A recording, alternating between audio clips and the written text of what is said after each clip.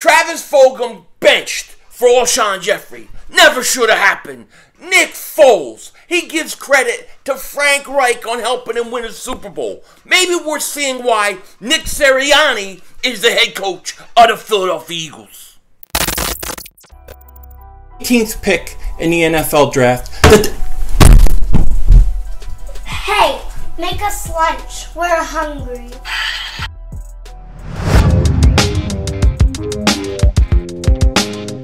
Dallas still stinks. Yo, by the way, King Dingbat here, and you know what? It has been one hell of a start to training camp. So much has happened each and every day, it's almost hard to keep up with. Hell, it's been a crazy off season, okay? And things keep getting weirder and weirder, more interesting. All sorts of things start happening. I mean, last week we had Carson Wentz looking all in shape and great and all that stuff. He goes out and he hurts his foot. He hears a pop. He hurts his foot, out 5 to 12 weeks. Then, Frank Reich, he has no quarterback. What is he going to do? They start talking, possible names. And one of the names is Nick Foles. And Nick Foles, he has a press conference. And it was one of the classic press conferences because Nick Foles was I thought he was awesome. But he started talking about Frank Reich. And he started crediting Frank Reich. Frank Reich, he said, is the reason why, my team, the Eagles, could adjust and win a Super Bowl. He changed the offense. He got me right. He's the one that did it. He may be my favorite coach. This is what Nick Foles said.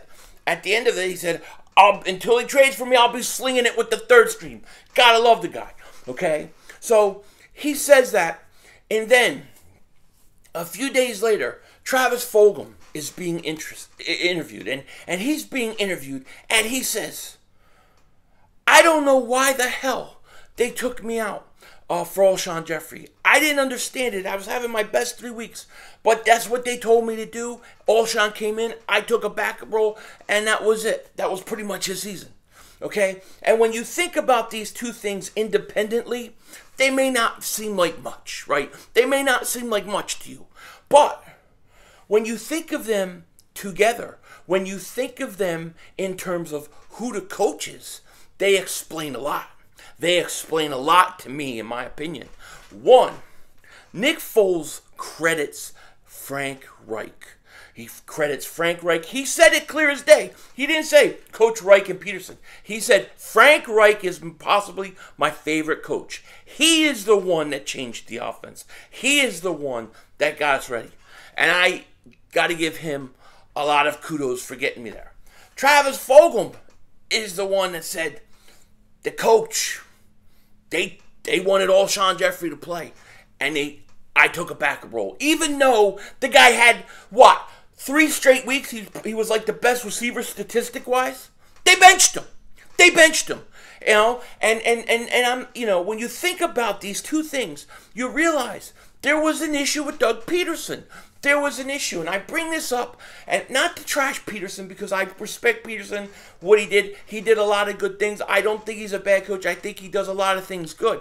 However, those two guys are saying something very important. One, Nick Foles is saying it was Frank Reich that changed that offense. And I believe that because one of my complaints with Doug Peterson was he takes a square, a square peg and tries to fit it in a round hole. He's always trying to do things with guys that he shouldn't. Instead of taking the talent and the guys, what they do good at, and building your offense around that, he does the opposite. He tries to force fit things, and it does not work, okay? I'll never forget Dick Vermeil. He said this a long time ago. He said, you know how you know if you have a really good coach? A really good coach can take the players around him, the talent around him, and build the offense to fit their, what they're good at. Not try to force things. That's for offense. That's for defense. Doug Peterson didn't do that. They did it with Frank Reich, but not Doug. Because after Frank Reich left, you clearly saw a difference, okay? And then, Travis Fulgham, a young guy, a guy who has all the potential in the world, to be good. And by the way, Travis Fulgham is having a pretty decent camp right now. I think he's been pretty consistent and pretty good so far.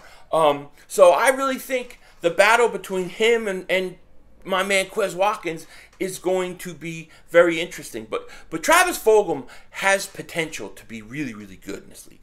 He has potential to be really, really good in this league. And a lot of times, a guy, you look at the NFL, and you get to the point in the NFL where you're a player, and you get to that point where you can play in the NFL. You have skill. You were good. Okay, I could say this guy stinks. I could say Nelson Stinkalor and all that. But the truth is they're talented players that can play. But in the NFL, a lot of the guys that make it above other guys that don't, it's mental. It's mental. It's mental toughness. And when you have an opportunity to get a young guy and build his confidence up and do things that he does that is good, or to continue to go with him when he's on a streak and let him each week feel better and better about himself, you do it. Doug Peterson did not do it. He did not do it with Travis Fulgham. I think when you look at both of those guys saying two different things in 1 week, it's why the Eagles let Peterson go. It is exactly why. The inability to adjust the offense to the talent around you, and the inability to develop young players. That's what Nick Sirianni, that is what this coaching staff is specifically good at.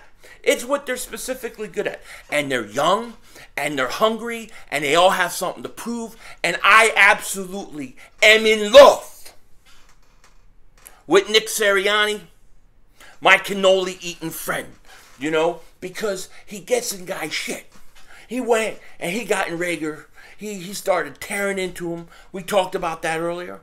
But at the same time, he didn't wait till 2-3 hours later in a little room watching tape to get his little laser pointer pointing what he did wrong. He coached him on the field. He showed him on the field. That's how it's done. We got ourselves a hell of a coach. But I have to say this. I have to get this out. This is another, recap and rant. It is what it is. Because when you just think about Doug, or you just think about the Nick Foles press conference, then you think about what Fulgham said. But when you really think about and combine it together and you look at the coach that you had, guess what? Makes a lot of sense why the Eagles moved on from Doug Peterson. A guy who won a Super Bowl and went to 3 straight playoff games. And look, I like Doug Peterson. I don't think he's a bad coach. I think he does a lot of things good. This isn't meant to tear him up. But what it's meant to do is kind of get an idea or perspective on why the Eagles did what they did. And to me, we've all thought about, it was Frank Reich, and we all did understand why you would play a veteran in Alshon. I think those two guys coming out kind of confirmed our suspicions. So it's very, very interesting to me. And I could not be more happy with our coach than I am with Nick Sirianni. I mean, I love everything that he's doing. The energy he brings, the accountability to the little things. It's very, very important. No question about it. The other thing, that I want to talk about is Kevon Wallace. Where is Wallace, String?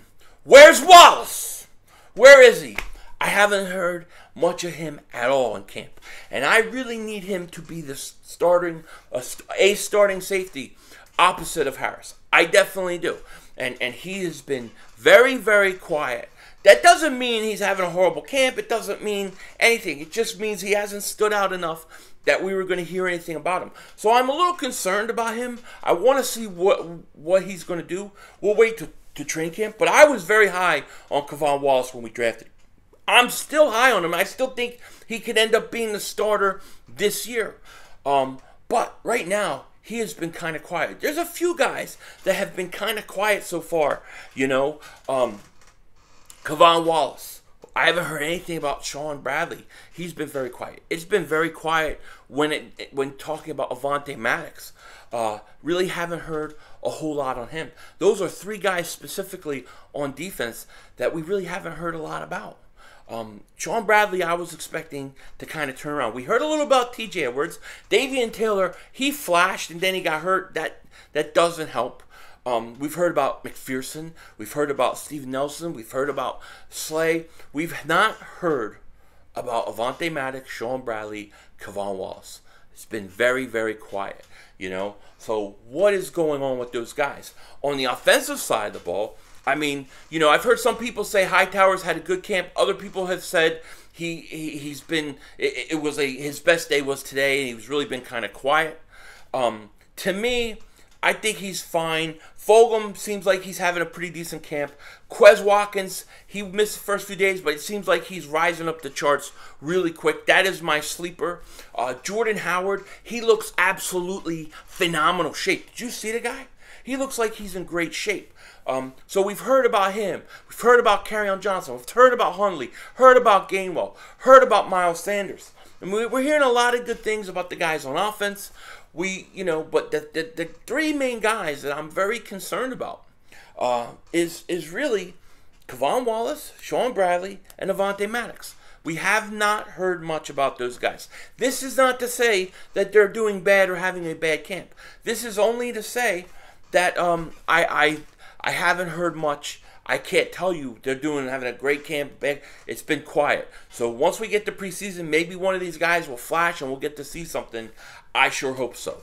With that said, take care. Talk to you later. Of course, don't be a dingbat.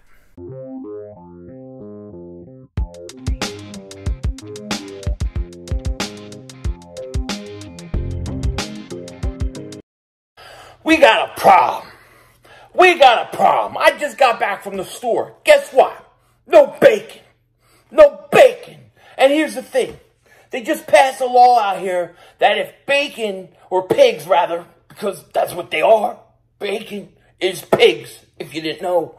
But if they pass a law here, if pigs aren't raised a certain distance, a certain way from each other, then they can't sell its meats. Okay? That means this law is going to effect. And nobody has been raising pigs like this. So that means there's going to be no bacon. I'm going to have a bacon shortage. Do I look like I miss out on bacon? Bacon goes for it with everything. With everything. This is not very good. I'm pissed off. Mark Holmes, I'm coming for your meats. Your bacon.